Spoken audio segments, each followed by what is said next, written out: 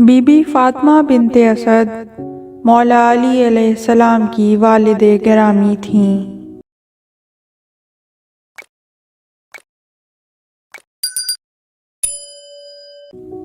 آپ رسول اللہ صلی اللہ علیہ وآلہ وسلم کے خاندان سے ہی تھیں اور ابو طالب علیہ السلام سے شادی ہونے کی بنا پر رسول اللہ صلی اللہ علیہ وآلہ وسلم کی چچی بن گئیں۔ جب حضرت صلی اللہ علیہ وآلہ وسلم حضرت ابو طالب کی کفالت میں آئے تو انہی کی گود پیغمبر اکرم جیسے ہادی اکبر اور رہنمائے اعظم کی گہوارہ تربیت بنی اور انہی کی آغوش محبت و شفقت میں پرورش پائی۔ اگر حضرت ابو طالب علیہ السلام نے تربیت و نگہداشت میں باپ کے فرائض انجام دیے تو فاطمہ بنت اسد نے اس طرح محبت و دلسوزی سے دیکھ بھال کی کہ یتیم عبداللہ کو ماں کی کمی کا احساس نہ ہونے دیا، اپنے بچوں سے زیادہ ان کا خیال رکھتیں اور ان کے مقابلے میں اپنی اولاد تک کی پرواہ نہ کرتیں۔ ان کی محبت و الفت کا یہ عالم تھا کہ جب کھجوروں کے درختوں میں پھل آتا تو صبح کے تڑکے اٹھ کر خرموں کے کچھ دانے چن کر علیحدہ رکھ دیتیں، اور جب ان کے بچے ادھر ادھر ہوتے تو وہ خرمے حضرت صلی اللہ علیہ وآلہ وسلم کو پیش کرتیں، اور جب دسترخوان بچھتا تو اس پر سے کچھ کھانا اٹھا کر الگ رکھ دیتیں کہ اگر کسی وقت رسول اللہ کھانا مانگیں تو انہیں دے سکیں۔ پیغمبر اکرم بھی انہیں ماں سمجھتے، ماں کہہ کر پکارتے اور ماں ہی کی طرح عزت و احترام کرتے تھے۔ چنانچہ رسول اللہ نے ان کی شفقت و محبت کا اعتراف کرتے ہوئے فرمایا، جناب ابو طالب کے بعد فاطمہ بنت اسد سے زیادہ کوئی مجھ پر شفیق و مہربان نہ تھا۔ رسول اللہ صلی اللہ علیہ وآلہ وسلم ان کی مادرانہ شفقت و نظر محبت سے اتنا متاثر تھے کہ منصب رسالت پر فائز ہونے کے بعد بھی اپنے فرائض منصبی سے وقت نکالتے ان کے ہاں آتے اور اکثر دوپہر کے اوقات انہی کے ہاں گزارتے۔ بی بی فاطمہ بنت اسد کے بطن سے جناب ابو طالب کی 7 اولادیں ہوئیں، جن میں 3 صاحبزادیاں تھیں، ریتا، جمانہ اور فاختہ، جو ام ہانی کی کنیت سے معروف ہیں، اور 4 صاحبزادے تھے، طالب، عقیل، جعفر اور علی۔ طالب عقیل سے 10 سال بڑے تھے اور عقیل جعفر سے 10 سال بڑے تھے، اور جعفر حضرت علی علیہ السلام سے 10 سال بڑے تھے۔ جناب ابو طالب ہاشمی تھے اور فاطمہ بنت اسد بھی ہاشمیہ تھیں، اور مادری اور پدری دونوں نسبتوں سے ہاشمی ہونے کا شرف سب سے پہلے ابو طالب و فاطمہ بنت اسد ہی کی اولاد کو حاصل ہوا۔ بی بی فاطمہ بنت اسد میں موروثی صفات اور خاندانی خصوصیات پوری طرح راسخ تھیں۔ اپنے آباء و اجداد کی طرح مسلک ابراہیمی کی پابند، دین حنیف کی پیروکار اور کفر و شرک کی علائشوں سے پاک و صاف تھیں۔ آپ غزوہ بدر میں ان خواتین میں شامل تھیں جو مجاہدین کو پانی پلاتیں اور زخمیوں کی دیکھ بھال کرتی تھیں، اور اسلامی جذبہ خدمت کے ساتھ ایک منتظم اور سلیقہ مند خاتون کی طرح گھر کا نظم قائم رکھتیں اور گھر اور باہر کے کام زیادہ تر خود انجام دیتیں۔ گھر اور گھر کے باہر کے کاموں کے لیے ایک کنیز بھی آپ کے ہاں تھی، مگر آپ یہ چاہتی تھیں کہ اس کی غلامی کی زنجیروں کو توڑ کر اسے آزاد کر دیں۔ چنانچہ ایک دن رسول اللہ سے کہا کہ میں چاہتی ہوں کہ اس کنیز کو آزاد کر دوں۔ رسول اللہ صلی اللہ علیہ وآلہ وسلم نے فرمایا کہ اگر آپ اسے آزاد کر دیں گی تو پروردگار عالم اس کے ہر عضو بدن کے بدلے آپ کے ہر جزو بدن کو دوزخ کی آگ سے آزاد کر دے گا۔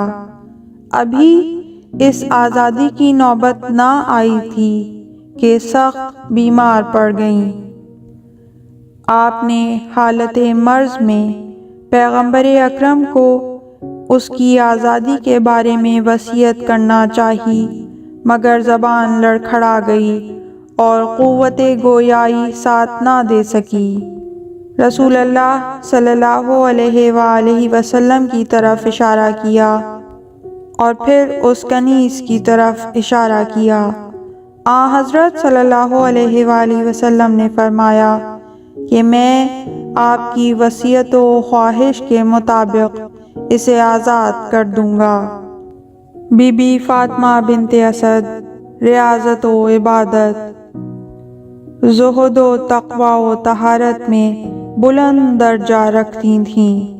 جب فشار قبر، حشر و نشر اور حساب و کتاب کا ذکر سنتیں تو لرز جاتیں اور خوف آخرت سے کانپ اٹھتیں۔ ایک مرتبہ پیغمبر اکرم سے سنا کہ لوگ قیامت کے دن برہنہ محشور ہوں گے۔ کہا کہ یہ تو بڑی رسوائی کی بات ہے۔ فرمایا کہ میں اللہ سے دعا کروں گا کہ وہ آپ کو بے پردہ محشور نہ کرے۔ اور ایک دفعہ فشار قبر کا ذکر سنا تو کہا کہ میں ضعف و ناتوانی کی وجہ سے اسے کیسے برداشت کروں گی۔ رسول اللہ صلی اللہ علیہ وآلہ وسلم نے فرمایا کہ میں اللہ تعالیٰ سے التجا کروں گا کہ وہ اپنی رحمت و رفت سے آپ کو فشار قبر سے محفوظ رکھے۔ جب دار دنیا سے رحلت فرمائی تو حضرت علی علیہ السلام روتے ہوئے رسول خدا کو اطلاع دینے کے لیے آئے۔ رسول اللہ نے علی علیہ السلام کی آنکھوں میں آنسو دیکھے تو پوچھا کہ کیا بات ہے؟ عرض کیا کہ ابھی میری ماں نے انتقال کیا ہے۔ حضرت صلی اللہ علیہ وآلہ وسلم نے آپ دیدہ ہو کر فرمایا خدا کی قسم وہ میری بھی ماں تھیں، اور اسی وقت اٹھ کھڑے ہوئے۔ صحابہ بھی سر جھکائے ساتھ ہو لیے۔ جب ان کے ہاں آئے تو پیرہن اتار کر دیا اور فرمایا کہ یہ پیرہن انہیں کفن کے طور پر پہنا دیا جائے۔ اور جب غسل و کفن کے بعد جنازہ باہر نکلا تو آپ نے آگے بڑھ کر کاندھا دیا، کبھی میت کے سرہانے کی طرف سے کاندھا دیتے اور کبھی پائنتی کی طرف سے، اور جنت البقیع تک ننگے پیر جنازے کے ساتھ رہے۔ حضرت صلی اللہ علیہ وآلہ وسلم نے چند آدمیوں کو قبر کھودنے پر مامور فرمایا تھا۔ جب قبر کھد چکی تو خود بنفس نفیس قبر میں اترے، اسے کناروں سے کھود کر کشادہ کیا اور اپنے ہاتھ سے لحد کھودی اور اسے ہموار کر کے مٹی باہر نکالی۔ پھر کچھ دیر کے لیے لحد میں لیٹ گئے اور دائیں بائیں کروٹ لینے کے بعد باہر آئے اور روتے ہوئے فرمایا اے مادر گرامی، خدا آپ کو جزائے خیر دے، آپ بہترین ماں تھیں۔ پیغمبر اکرم کے اس امتیازی برتاؤ کو دیکھ کر کچھ لوگوں نے کہا کہ یا رسول اللہ، کسی اور کے لیے یہ چیزیں آپ سے دیکھنے میں نہیں آئیں۔ فرمایا کہ میرے چچا ابو طالب کے بعد انہی خاتون کے سب سے زیادہ مجھ پر احسانات ہیں۔ یہ خود بھوکی رہتی تھیں اور مجھے کھانا کھلاتی تھیں، خود پھٹے پرانے کپڑوں میں گزارا کرتی تھیں اور مجھے اچھا لباس پہناتی تھیں، خود تکلیفیں اٹھاتی تھیں اور میرے لیے راحت و آرام کا سامان کرتی تھیں۔ میں نے اپنا پیرہن انہیں اس لیے پہنایا ہے تاکہ وہ پردہ پوش محشور ہوں، اور لحد میں اس لیے لیٹا ہوں تاکہ فشار قبر سے محفوظ رہیں۔ عالم اہل سنت شیخ علی مرزوقی نے تحریر کیا ہے کہ پیغمبر اکرم نے فاطمہ بنت اسد کو خود دفن کیا اور انہیں اپنے پیراہن کا کفن دیا۔ دفن کرنے کے بعد حضرت صلی اللہ علیہ وآلہ وسلم کو فرماتے سنا گیا کہ آپ کا فرزند، آپ کا بیٹا۔ جب حضرت سے اس کے بارے میں پوچھا گیا تو فرمایا کہ فاطمہ بنت اسد سے۔ جب ان کے رب کے بارے میں سوال کیا گیا تو انہوں نے بتا دیا، اور نبی کے بارے میں پوچھا گیا تو انہوں نے جواب دے دیا، لیکن جب امام کے بارے میں سوال ہوا تو وہ خاموش تھیں۔ تو میں نے کہا، جواب دیں، آپ کا بیٹا، آپ کا فرزند۔ بی بی فاطمہ بنت اسد نے 4 ہجری میں وفات پائی اور جنت البقیع میں دفن ہوئیں، مگر جنت البقیع کے گرد 4 دیواری کھینچ دینے سے یہ قبر موجودہ حدود جنت البقیع سے باہر ایک خستہ و خراب رہگذر پر واقع ہے۔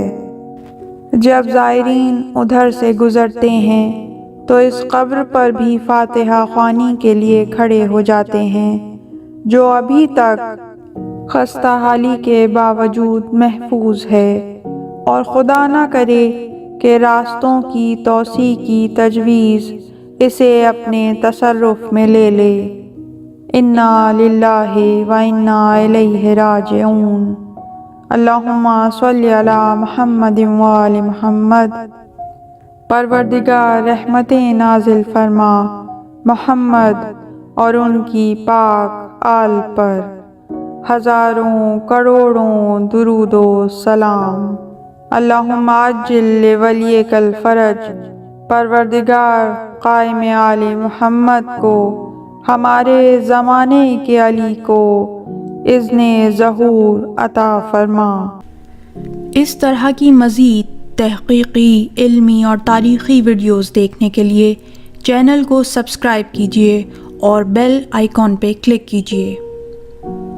ویڈیو کو لائک کریں اور کامنٹس کے ذریعے بتائیے کہ آپ کو ویڈیو کیسی لگی۔ اگلی ویڈیو تک کے لیے خدا نگہدار۔